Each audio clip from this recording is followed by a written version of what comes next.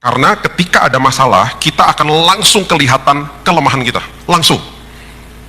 Kalau kita bermitra sama iblis, dan kita tidak mau berubah, kita tetap kepada pendirian kita, karena semua masalah akan menunjukkan kelemahan kita. Mungkin cepat marah, cepat asumsi, cepat tersinggung misalnya. Ya, orang-orang seperti begini kan semua kita punya kelemahan. Waktu kita sadar bahwa ada kelemahan itu, ketika orang itu bermitra sama iblis, iblis akan menggunakan kelemahan itu untuk menghancurkan kita. Itu cobaan.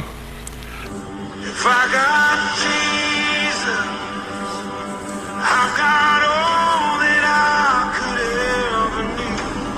Take the world away. Dan kalau kita mengerti pelan-pelan, kita ngerti bobot daripada kebenaran ini, kita akan makin merdeka. Dan saya melihat banyak sekali orang dimerdekakan karena menerima kebenaran ini. Sekali lagi, perbedaan yang sangat mencolok antara orang Kristen dengan orang yang beragama Kristen. Kita harus betul-betul paham gitu ya. Orang yang beragama Kristen belum tentu dia orang Kristen. Orang Kristen adalah pengikut Kristus. Itu sebabnya orang yang sekedar hanya pelayanan belum tentu dia nyembah Tuhan. Saya melayani Tuhan di atas mimbar sini. Saya bisa aja ngomong macam-macam. Saya bisa aja ngajar sesuatu yang saya pelajari dari Alkitab. Belum tentu saya nyembah Tuhan. Indikasi pertama supaya misalnya mau dicek itu Pak Billy nyembah Tuhan atau enggak. Indikasi pertama yang paling sederhana. Cek sama orang di rumah saya. Ketika dia dalam tekanan, dia ngapain di rumah? Karena mereka orang terdekat sama saya. Istri saya, kedua anak saya, mbak yang kerja sama saya. Ketika dalam tekanan, dia ngapain sih? Gitu. Kalau mereka bilang, wah itu galak itu orang. Saya nggak nyembah Tuhan. Saya munafik di depan sini. Karena yang Bapak Ibu lihat saya di depan sini adalah sosok Billy Lantang yang nggak ada rambutnya. Seperti bohlam lampu mengkilat gitu ya. Terus nanti bawa firman, ngajarin firman, terus kita amen-amen, terus nanti bilang, tadi tuh pembicaranya ngomong gini-gini, aku diberkati. Itu semua percuma. Kalau di belakang ini semuanya, saya nggak benar hidupnya. Saya marah-marahin orang lah dan lain sebagainya, nggak mencerminkan firman Tuhan. Jadi akhirnya, saya hanya sekedar melayani, tetapi nggak nyembah Tuhan. Dan itu sangat bahaya. Nah sebaliknya, orang yang menyembah Tuhan, sudah pasti dia melayani Tuhan. Udah pasti. Dia nggak usah ngapa-ngapain, bahkan dia nggak usah berdiri di atas mimbar. Dari hidupnya, dia udah melayani Tuhan. Karena dia nyembah dari hatinya. Nyembah Tuhan itu berarti segenap hidup saya berikan untuk Tuhan. Dan itu pasti kelihatan sama orang di sekitar dia. Dan itu dia udah melayani Tuhan. Orang diberkati sama dia. Orang diberkati dari tutur katanya. Orang diberkati dari tindakan perkataannya. Orang terinspirasi sama dia. Ada mbak yang kerja di rumah saya sudah 25 tahun. Seusia anak saya. Dia yang sangat dekat dengan kami. Dia kalau hari Senin itu biasanya saya tidur agak siang, sampai siang lah. Nah terkadang kalau istri saya pagi-pagi udah pergi, baik itu dia olahraga atau nganterin anak saya sekolah, mbak itu terkadang kalau nggak pegang uang tuh suka ngetok kamar minta uang buat tukang sayur. Karena saya punya langganan tukang sayur yang datang ke rumah, namanya Pak Kumis, karena dia berkumis. Itu sayur yang paling lengkap, paling fresh memang si Pak Kumis itu. Saya berkali-kali foto sama dagangannya dia. Wah luar biasa, saya sering ngobrol sama dia. Bahkan saya pernah naik di atas sepedanya. Pak Kumis, saya cobain ya, bawain itunya, gerobak yang besar gitu kan. Berat loh, tukang sayur. Saya udah pesen sama mbak di rumah, kalau hari Senin, jangan ketok-ketok pintu kamar. Karena selalu kalau saya kebangun, nggak bisa tidur lagi. Sementara lagi nikmat-nikmatnya tidur, capek soalnya kan habis hari Minggu, pelayanan panjang. Kadang-kadang pengen tidur sampai siang gitu, sekali-sekalinya pengen tidur sampai jam 8, jam 9 gitu ya. Diketok. Dia agak galak kalau di rumah saya, karena dia kayak manajer rumah gitu. Terus kalau ngomong tuh nggak ada permisi-permisinya gitu. Saya udah bilang sama dia, namanya Ibu Sal. Ibu Sal sekali-kali liatin khotbah saya kalau saya lagi di gereja, nonton. Saya sering ceritain Ibu Sal loh. Ceritain apa? Jangan ngawur-ngawur loh ceritanya. Lucu orangnya. Diketok kamar saya. Terus saya buka kan, dengan ngantuk-ngantuk gitu. Apa sih Ibu Sal? Uang sayur gitu. Kalau ngomong tuh galak gitu. Uang sayur gitu. Kan udah kayak keluarga sama saya. Terus saya gini, Bu Sal, ini hari apa? Astagfirullahaladzim. Hari Senin, dia inget. Tidur lagi. Dia langsung pergi gitu. Saya gak bisa tidur. Apakah abis itu saya marah-marah sama dia? Pokoknya mulai hari ini, portal tutup aja tukang sayur, gak boleh kesini lagi. Udah gak usah beli sayur, kita makan daging seumur hidup. Saya gak pernah ngomong gitu. Dia tahu, bahkan dia yang galak sama saya. Dulu waktu anak-anak masih kecil-kecil, dia tuh kan protektif banget sama anak-anak. Kita lagi bawa anak-anak pergi malam-malam, anak-anak nggak tidur siang, diteleponin sama dia. Biasa kalau mbak di rumah tuh telepon majikannya kan bilang, permisi Pak, mohon maaf Pak, ngomongnya kan biasa gitu ya sama majikan kalau gitu telepon. Ini enggak, anak-anak dibawa sampai malam, memang nggak pulang-pulang. Ditelepon sama dia karena dia tuh concern, besok tuh mau sekolah, nggak tidur siang. Nelfon saya tuh awal-awal kalau ngomong gitu, posisi di mana? Emangnya gue grab karena apa? Posisi di mana? Nggak ada basa-basinya gitu, posisi di mana gitu. Ngomong kayak gitu. Ada apa sih Bu Sal? Itu anak-anak nggak tidur siang. Anak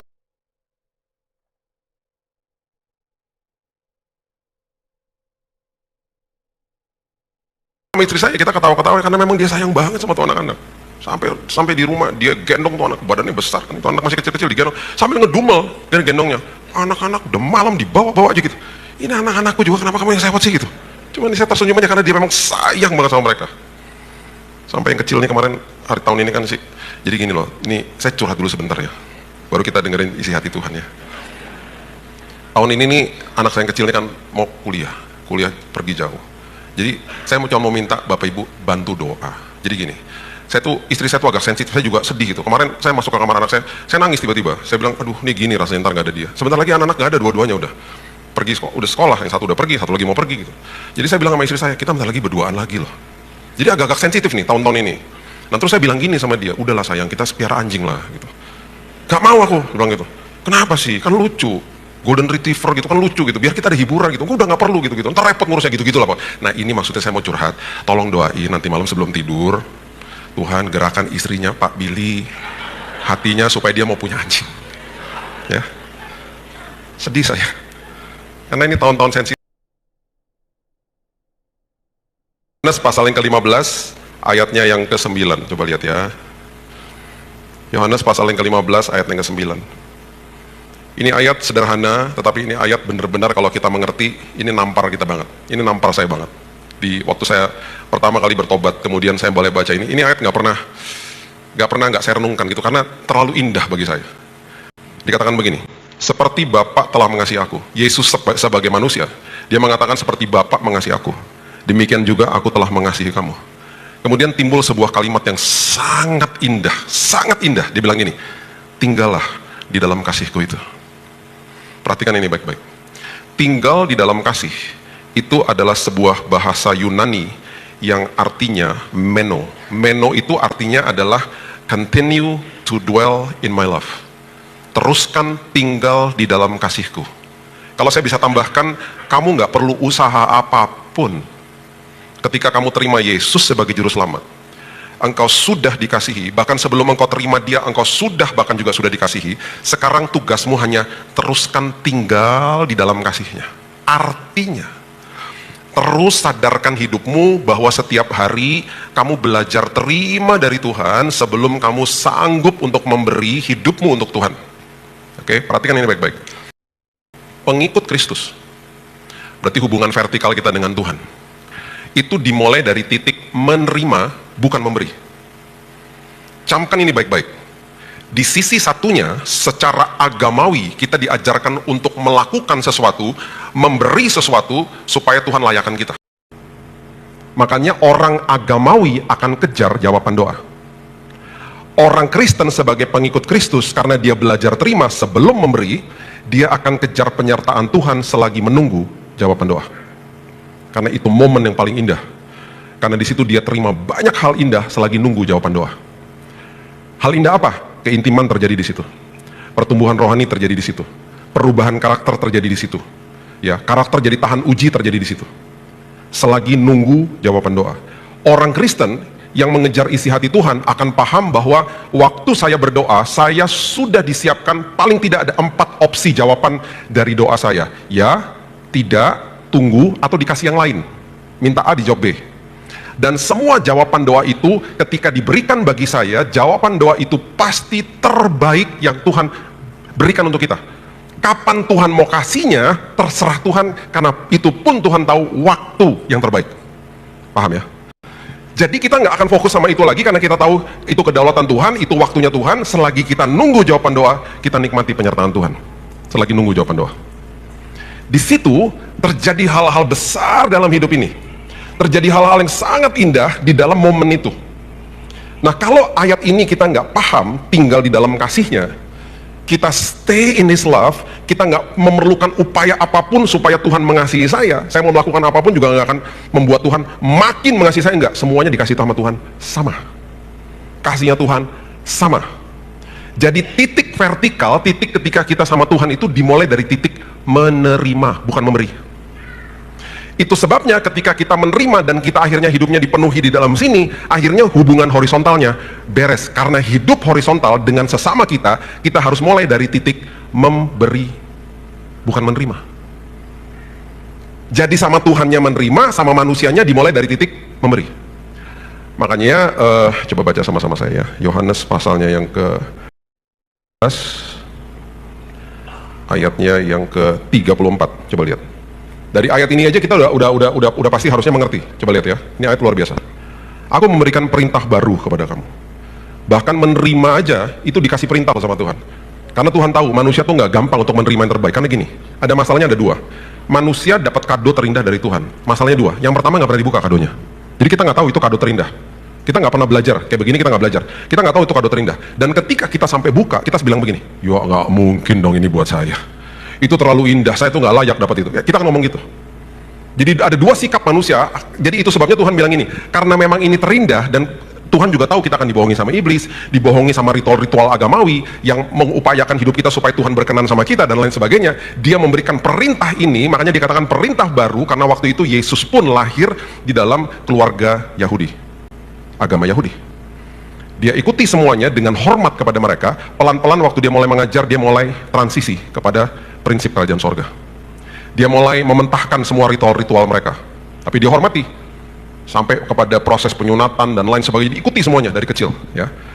Ayat 34, aku memberikan perintah baru kepada kamu karena bukan seperti yang dulu, yaitu supaya kamu saling mengasihi. Nah perhatikan ini, sama seperti aku telah mengasihi kamu, demikian pula kamu harus saling mengasihi. Jadi dia ngajarin sama kita gini, kalau saya bisa balik nih kalimat gini, karena terlebih dahulu kamu sudah menerima kasihnya Tuhan, sekarang tugas kamu untuk memberi kasih itu kepada orang lain. Orang lain seringkali mengasihi kamu dan kamu nggak suka sama caranya dia ketika dia menyakiti hatimu. Sakit hati itu nggak bisa kita kontrol. Kita bisa sakit hati kapan aja. Kepahitan itu bisa kita kontrol. Ya, kepahitan itu bisa kita kontrol. Kita bisa mengambil keputusan untuk tidak kepahitan. Sakit hati itu nggak bisa dikontrol. Banyak orang sakit aja, kayak orang jatuh lah, sakit gitu ya. Sakit hati juga kita nggak bisa dikontrol. Sakit hati itu normal, is okay. Tetapi jangan sampai kepada kepahitan. Itu maksudnya. Jadi kita nggak bisa kontrol kan kasihnya orang itu kepada kita. Jadi itu sebabnya belajar terima dulu, baru kamu bisa memberi. Itu maksudnya. Jadi kalau kamu sudah penuh di dalam sini dengan kasih Tuhan, kamu akan lebih mudah untuk memaafkan orang lain. Kamu akan lebih mudah untuk tidak kepahitan sama orang lain. Yang terjadi adalah ketika orang menyerap sesuatu seperti sponge misalnya, dia menyerap air, ketika ditekan sponsnya, yang keluar apa yang dia serap. Misalnya diserap air, ditekan keluarnya air. Makanya ketika ada dua orang tiba-tiba berapa tahun yang lalu mau masuk ke pintu tol di Jakarta, sama-sama merasa kehormatannya terusik, mereka keluar dari mobil berkelahi, satunya mati. Konyol kan? Karena merasa apa? Nggak dihormati. Padahal firman Tuhan bilang apa? Kalau kamu mau dihormati, kerendahan hati mendahului kehormatan. Kerendahan hati mendahului kehormatan. Terus firman Tuhan bilang apa? Yuk saling mendahului dalam memberi hormat kepada orang lain. Saling mendahului. Nah gimana kita bisa begitu kalau di dalamnya nggak ada? Istilahnya gini loh, kita tidak bisa memberi apapun, kita tidak bisa memberi sesuatu yang kita tidak punya. Gitu loh maksudnya. Jadi kalau kita nggak pernah punya kasih Tuhan dalam hidup ini, kita nggak pernah sadar bahwa Tuhan itu mengasihi kita, gimana hidup di sini bisa berkelimpahan untuk akhirnya bisa mengeluarkan kasih itu kepada orang lain? Ya. Itu maksudnya. Jadi itu arti daripada firman yang di Yohanes 15 ayat 9. Perhatikan ayat yang ke-10. Diulang lagi sama Yesus. Karena dia tahu ini sangat penting, diulang lagi sama dia, bahkan diperintahkan sama dia. Dia bilang begini. Bayangin ya, suruh terima aja tuh sampai diperintahin loh. Karena Yesus tahu manusia tuh susah untuk terima-terima kayak begini. Karena waktu saat itu dia hidup di dalam zaman yang serba ritual. Semuanya serba lakukan sesuatu, baru nanti Tuhan kasih. Dia lagi kasih tahu sama mereka, sekarang udah nggak kayak begitu. Inilah perintah baru. Terima dulu dari saya, baru kamu bisa kasih. Dulu orang taat supaya diperkenankan sama Tuhan. Hari ini kita taat karena kita sudah dikasihi sama Tuhan. Hari ini saya taat karena saya sudah dilayakan sama Tuhan. Bukan untuk dilayakan. Itu maksud Yesus. Makanya indah banget dia ngomong begini ayat 10. Jikalau kamu menuruti perintahku, dia katakan, kamu akan tinggal dalam kasihku. Seperti aku menuruti perintah Bapakku dan tinggal dalam kasihnya. Sampai itu kalau seolah-olah Tuhan mau ngomong sama kita, dia ngomong gini, nak, terima dong nak, terima nak, terima. Makanya banyak orang tanya gini, gimana sih Pak cara terimanya? Aduh gampang banget ya, sadari dirimu aja. Setiap hari itu kalau saya bangun pagi itu saya ngomong gini, Tuhan, makasih ya Tuhan, gak pernah sedetik pun kau tinggalin aku.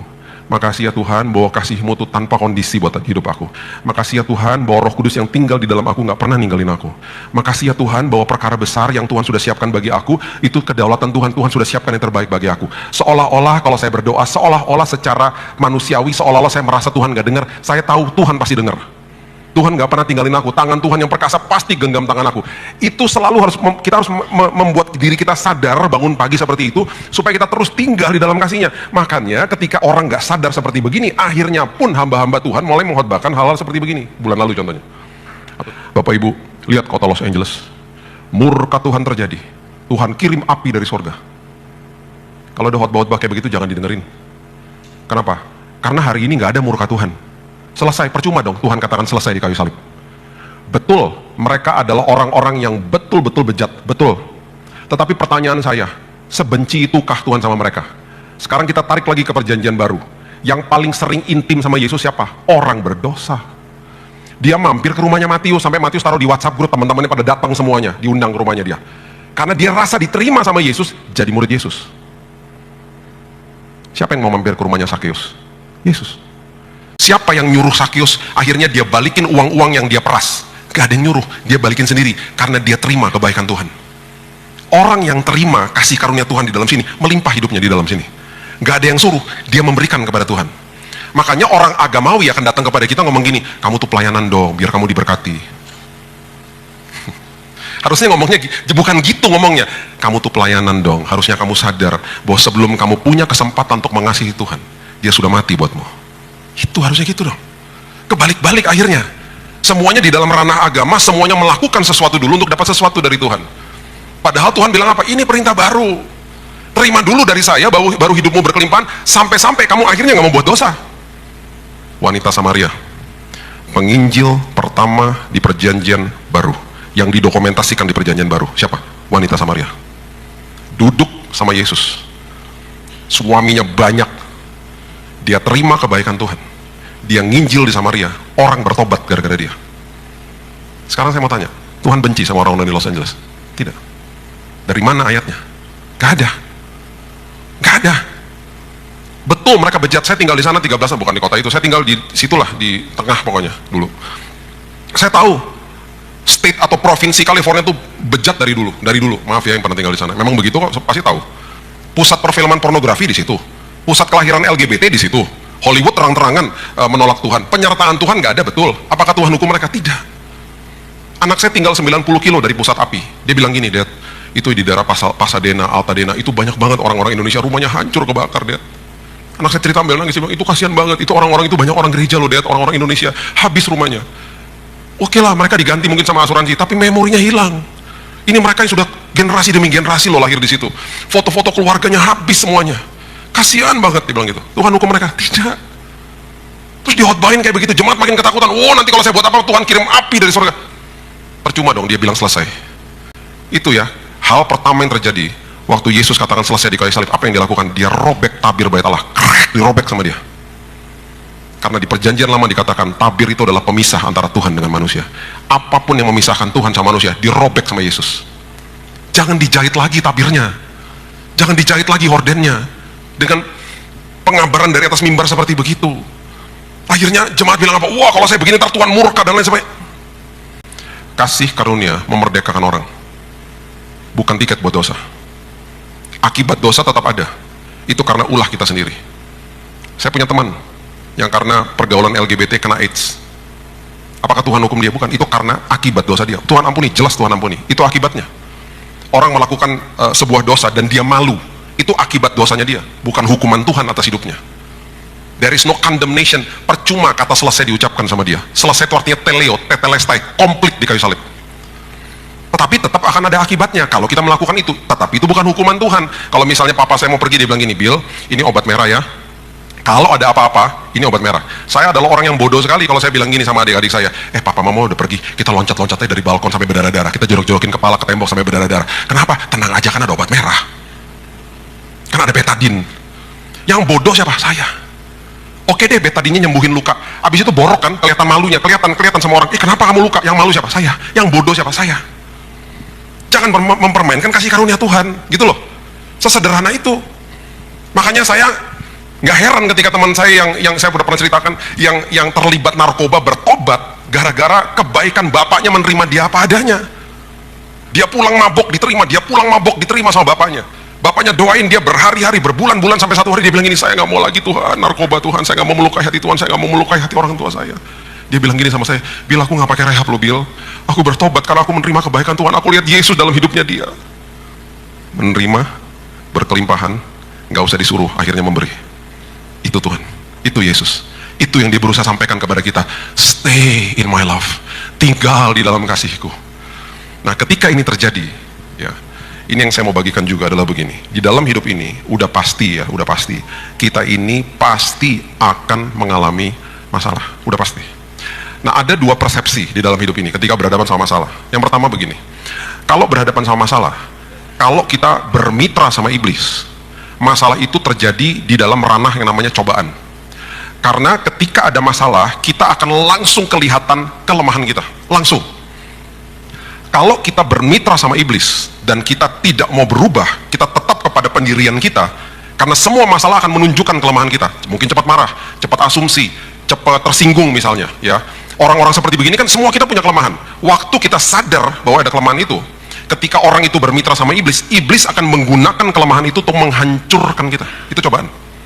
Makanya kalau ada sebuah masalah, jangan bermitra sama dia, jangan biasakan menggunakan kalimat-kalimat negatif. Di situ kita akan dibuat sadar. Kita akan dibuat sadar karena ketika ada tekanan keluar tuh aslinya. Makanya firman Tuhan bilang begini, siapa sih yang paham isi hatinya? Yang licik itu, Yeremia 17. Siapa yang paham tentang dirinya sendiri?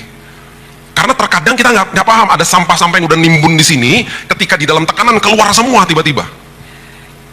Nah, itu sebabnya ketika itu terjadi, lihatlah dari sisi yang namanya ujian. Orang yang bermitra sama Tuhan, ketika kelemahannya keluar, dia berikan kelemahan itu kepada Tuhan, dan dia bilang gini, oke Tuhan, aku tahu nih kelemahan aku begini, aku mau bermitra sama Tuhan, Tuhan gunakan ya kelemahan itu, dan ketika Tuhan menggunakan kelemahan itu, dia akan gunakan untuk membuat kita lebih baik. Kalau iblis, dia akan gunakan kelemahan itu untuk menghancurkan kita. Makanya saya katakan tadi, orang berantem mau masuk pintu tol, ya pakai emosinya, dia tahu nih kelemahan dia, waduh aku cepat marah nih, dia keluar dari mobil berkelahi, mati satunya, salah pukul, masuk penjara dia, cuman gara-gara rebutan masuk pintu tol. Harusnya apa? Kalau dia sadar ini kelemahan aku marah nih, tapi dia langsung bermitra sama Tuhan, tolong aku Tuhan, tolong aku Tuhan. Dia tahan dirinya, dia tidak ikuti dagingnya yang sangat kuat memang. Dia bermitra dan dia bilang, Tuhan berikutnya ketika ada terjadi hal-hal kayak begini, aku mau lulus Tuhan. Nah masalahnya gini Bapak Ibu, seringkali di dalam sebuah badai, kita mau keluar dari badainya. Kita bilang gini, aku nggak mau, aku nggak suka sama badai ini. Kalau kita keluar dari badai itu sama aja kita keluar dari kelas namanya. Karena seringkali badai itu dibiarkan terjadi sama Tuhan, karena itu sekolah kehidupan. Coba lihat ya, kita lihat ya. Ada dua hal yang sangat indah yang Alkitab ajarkan. Markus pasal yang keempat, coba lihat ayat 35 mengatakan begini. Saya pernah bagikan ini sedikit dan coba lihat apa yang terjadi. Markus 4 ayat 35. Sama-sama di badai, dua-dua peristiwa ini sebentar saya akan kasih tahu lagi yang satu lagi. Dua-dua sama-sama ada di badai, ya. Markus 4 ayat 35. Pada hari itu waktu hari sudah petang, Yesus berkata kepada mereka, marilah kita bertolak ke seberang. Kalau Yesus yang ngomong marilah kita bertolak ke seberang, artinya kita pasti sampai ke seberang dengan selamat.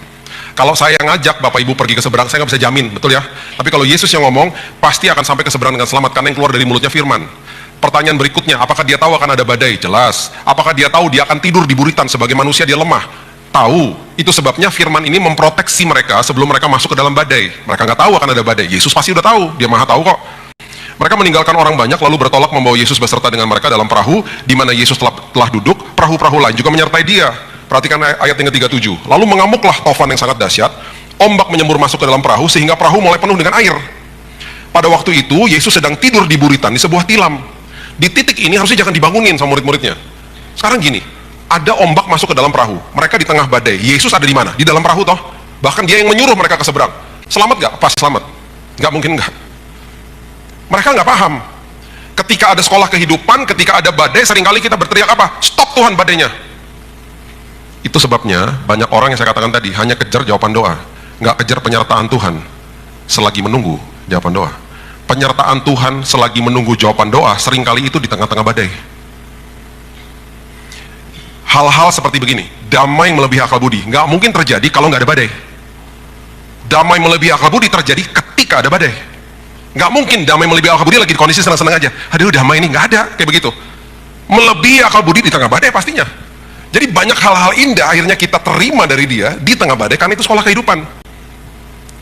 Maka murid-muridnya membangunkan dia, 38, dan berkata kepadanya, sama seperti jeritan orang-orang Kristen, Guru, engkau tidak peduli kalau kita binasa. Dengan kasih karunia Yesus, dengan belas kasihan dia bangun. Dia menghardik angin itu, berkata kepada danau itu, diam, tenanglah. Lalu angin reda dan danau menjadi teduh sekali. Kalau saya bisa tambahkan, atas permintaan murid-murid. Kan mereka yang mau teduh. Oke, sekarang ayat berikutnya adalah ayat yang menyatakan kepada kita, Yesus setuju atau tidak mereka memberhentikan badai itu. Mereka minta memberhentikan badai itu. Kalau dia setuju, ayat berikutnya akan berbunyi begini. Lalu Yesus berkata kepada mereka, terima kasih ya sudah bangunin saya, hampir kita mati bareng. Itu kalau dia setuju. Dia ngomong gitu nggak? Tidak.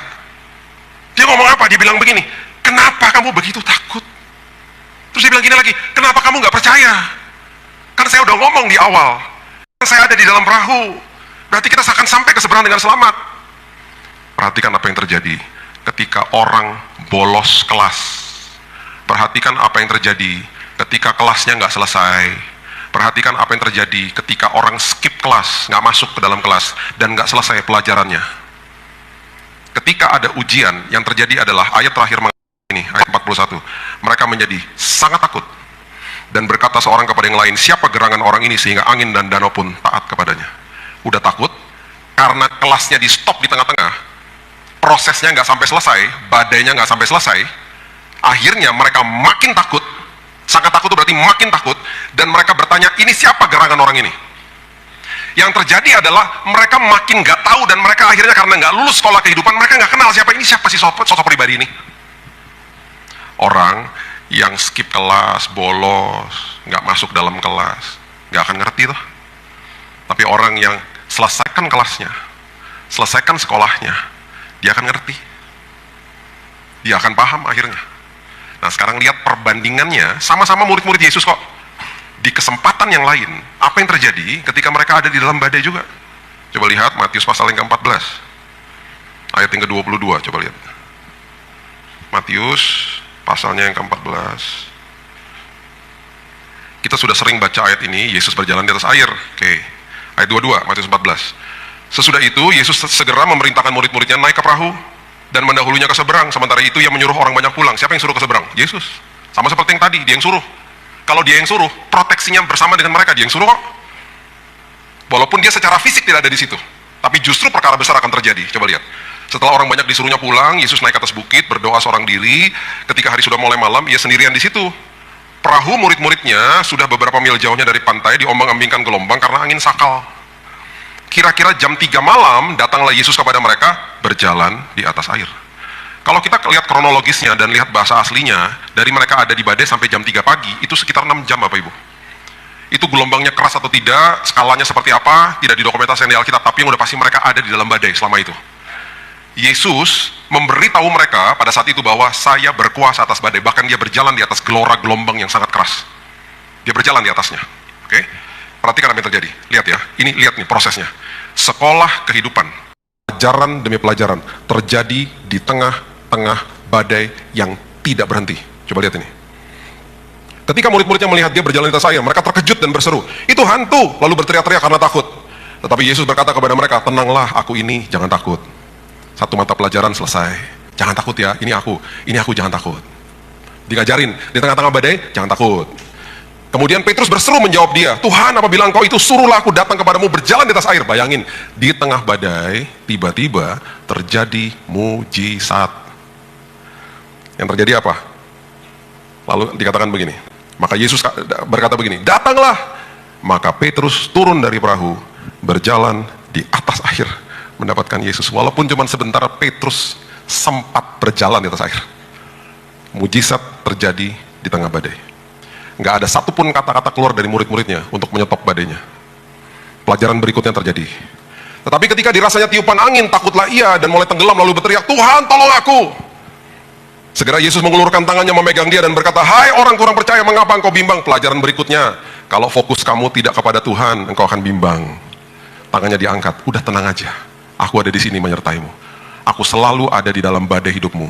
Di dalam waktu suka dan duka, aku tidak pernah sedetik pun ninggalin engkau. Fokus sama saya. Pelajaran demi pelajaran terjadi di tengah-tengah badai. Perhatikan ayat yang berikutnya.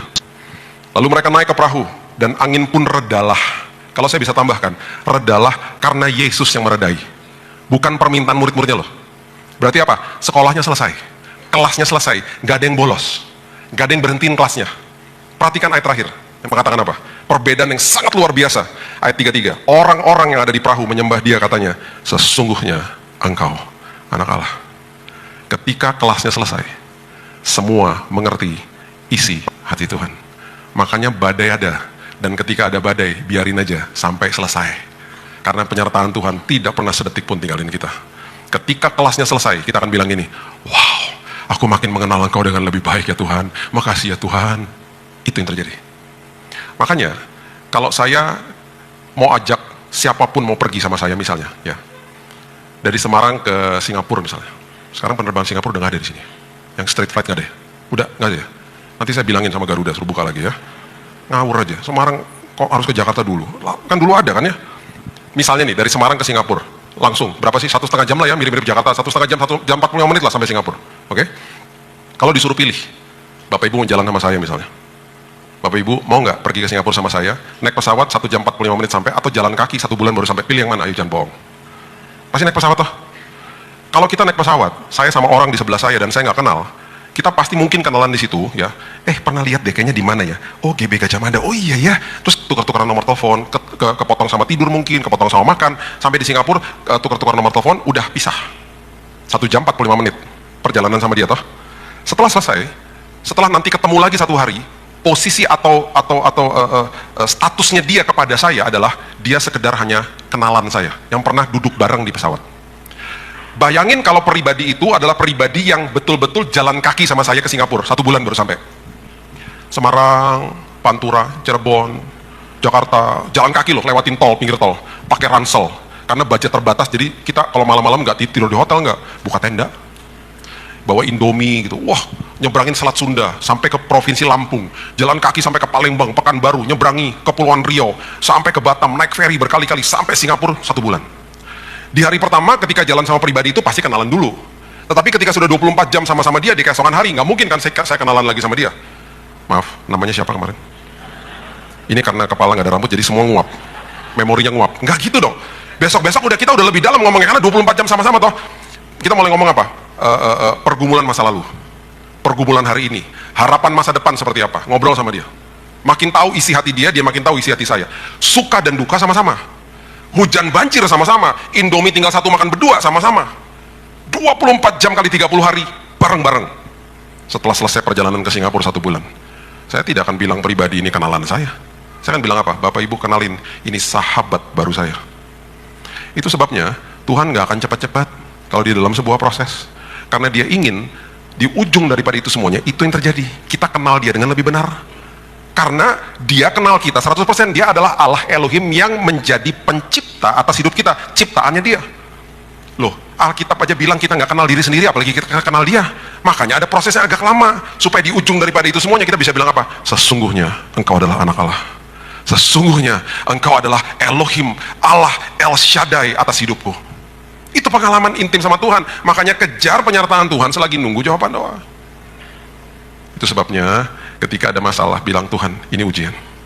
Sekolah kehidupannya sampai kapan, badannya sampai kapan, terserah Tuhan. Tuhan yang berdaulat. Aku ikut aja. Karena sampai kapanpun tangan yang perkasa itu tidak pernah ninggalin saya. Bapak Ibu, yang sangat-sangat dahsyat dan luar biasa juga, setelah kita melewati itu semuanya, semua kita ini punya tanda. Tandanya namanya kesaksian. Makanya di dalam semua pergumulan hidup, pastikan pengalaman itu membuahkan sebuah kesaksian yang indah. Orang yang tidak kejar penyertaan Tuhan, hidupnya nggak ada kesaksian. Dan di dalam peristiwa macam-macam dalam hidup ini, kita diberikan kesempatan banyak sama sekali sama Tuhan untuk akhirnya hidup ini membawa kesaksian. Ya.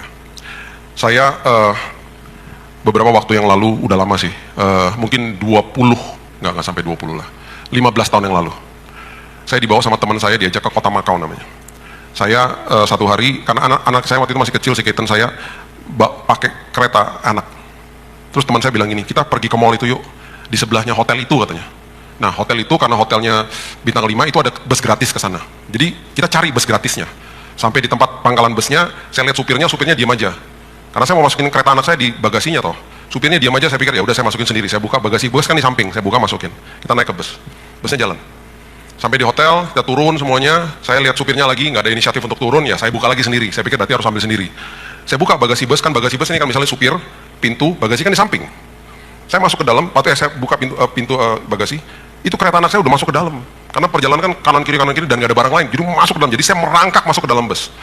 Waktu lagi merangkak masuk ke dalam bus, tiba-tiba saya dengar pintu bus tertutup karena berarti orang udah keluar semua. Waktu orang udah keluar semua, tiba-tiba busnya jalan. Harusnya secara safety itu supir, dia kan posisi di sini, ini pintu di sini, itu kan kebuka nih kan bagasi. Dia kalau lihat dari spion kelihatan itu kebuka kok. Itu orang di lobi hotel berteriak semuanya, stop gitu, dia nggak dengar. Saya panik. Harusnya saya diem aja di situ, tunggu sampai busnya stop. Saya panik, saya loncat keluar, koprol sampai 2 kali. Buah koprol, terus berdiri. Wah, puji Tuhan bisa berdiri. Nggak tahu gimana pokoknya berdiri. Sakit, marah, kaget, malu. Wah, sampai teriak, wah kereta anak saya nggak sempat ambil, masih di dalam. Busnya jalan itu dengan posisi kebuka tuh berarti kan ke bagasinya, dia jalan. Sebelum dia keluar dari pelataran parkir, satpam akhirnya berhasil menyetop dia. Dikecer sama satpam, digini-giniin, stop gitu ya. Waktu dia turun dari bus itu saya lihat dari kejauhan satpam marah-marahin dia pokoknya, ditunjuk gini-gini marah-marahin, ngomong Mandarin saya nggak ngerti. Nah saya berjalan ke arah bus dengan pincang-pincang begini, mau ngambil kereta anak saya kan, masih di situ. Dia lihat saya, dia sampai sujud-sujud, dia bilang minta maaf. Saya dalam bahasa Mandarin saya nggak ngerti juga. Saya dalam hati gini, udahlah saya juga oke, saya nggak apa-apa, udahlah, percuma saya juga ngomong sama dia nggak ngerti. Udah selesai, saya ambil kereta anak saya kembali ke lobi hotel. Itu tamu-tamu di lobi hotel ngomong semua sama saya begini, itu kamu tuntut tuh, itu ada CCTV, kita mau jadi saksi. Wah, orang berdatang-datang sama saya, mereka nggak terima, ini ngeri banget, bisa fatal itu terjadi dan lain sebagainya. Teman saya ngomong gini, tadi ya pas kamu koprol 2 kali keren banget. Aduh Bill, kayak James Bond Bill, kayak Fast and Furious, keren banget Bill. Itu kamu pas koprol 2 kali Bill, itu jarak kaki kamu sama ban belakang cuma segini Bill. Itu keren banget. Kamu ambil tuh CCTV-nya, kamu kirim ke Hollywood, kamu jadi stuntman Bill. Keren banget. Keren apaan, sakit tahu, saya bilang gitu. Sakit, pas saya buka tuh biru loh kaki saya gitu. Udah masuk ke lobi hotel. Sampai di lobi hotel, mereka sodorkan formulir. Pak, tulis di formulir komplainnya. Saya karena disodorin gitu, ya udahlah saya tulis lah. Terus ada kolom email, saya tulis email saya. Udah, saya mau anak-anak kasihan. Anak saya, teman saya juga punya anak kecil. Ayo kita makan lah. Udah saya nggak apa-apa, puji Tuhan, oke gitu. Kita udahlah. Terus saya udah nih setelah berapa hari liburan mulai lupa. Besok juga saya udah oke kaki saya. Sampai di Indonesia saya dapat email dari hotel itu. Ngomongnya begini. Kalau ada biaya medis karena yang terjadi kemarin, insiden kemarin, tolong kasih tahu sama kami nggak akan tanya apa-apa, kami akan ganti 100%.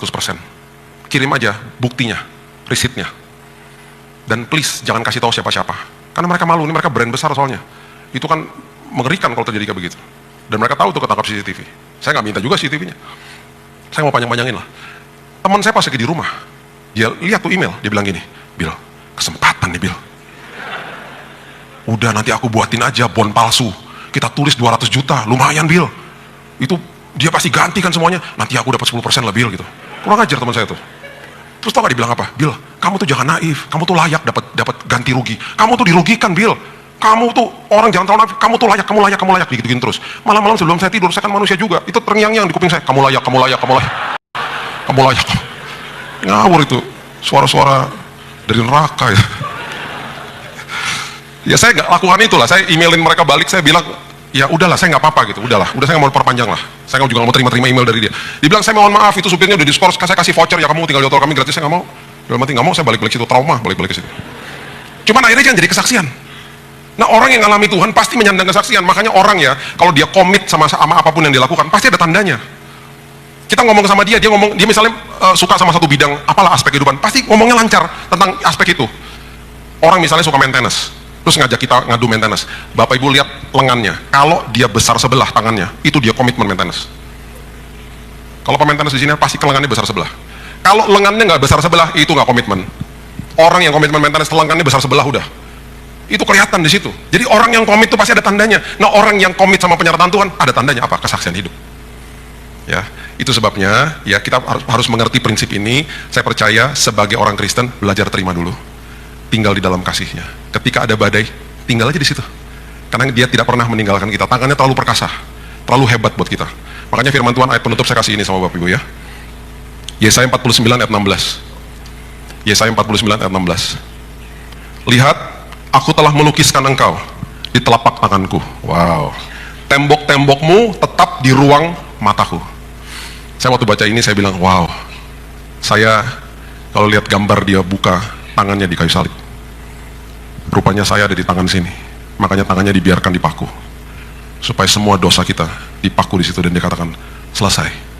Itu seolah-olah dia lagi ngomong sama saya, Bill, selesai ya Bill. Aku selesaikan semuanya buat kamu. Selesai. Kamu sekarang belajar terima. Aku datang bawa hidup yang berkelimpahan supaya engkau melimpah di sini dan engkau sanggup memberi. Kau jadi berkat buat orang lain. Belajar terima dan horizontalnya pasti beres. Dan pasti secara horizontal, secara hubungan kita pasti mengambil keputusan mau jadi orang yang tepat buat pasangan kita, buat keluarga kita, buat orang-orang di dekat kita. Kita tidak akan tuntut orang lain. Karena apa? Sudah terima kasih Tuhan dalam hidup ini. Makanya vertikalnya terima dulu, horizontalnya baru bisa memberi. Saya tutup dengan ini. Sebagai bayi, seorang bayi pasti akan cari jari daripada orang tuanya. Saya punya foto-foto anak saya megangin jari saya, jari mamanya, dia pegang erat. Musim berganti jadi balita, dia akan pegang mainan. Musim berganti ke remaja, dia akan pegang HP hari ini. Musim berganti sebagai pemuda, dia akan pegang tangan pacar. Musim berganti dia sebagai mahasiswa, dia akan pegang ijazah. Musim berganti sebagai eksekutif muda, dia akan pegang tangga karir. Musim berganti dia menjadi suami atau istri, dia akan pegang tangan pasangan. Musim berganti lagi, dia pensiun, dia akan pegang stick golf atau mungkin alat-alat berkebun. Musim berganti lagi sebagai orang tua, mungkin dia pegang tongkat. Musim berganti, apa yang kita pegang selalu berubah. Tetapi ada satu tangan yang tidak akan pernah berubah, itu tangan Tuhan. Seumur hidupmu, musim boleh berganti, pegang tangannya. Dia tidak akan pernah lepaskan itu dari kita.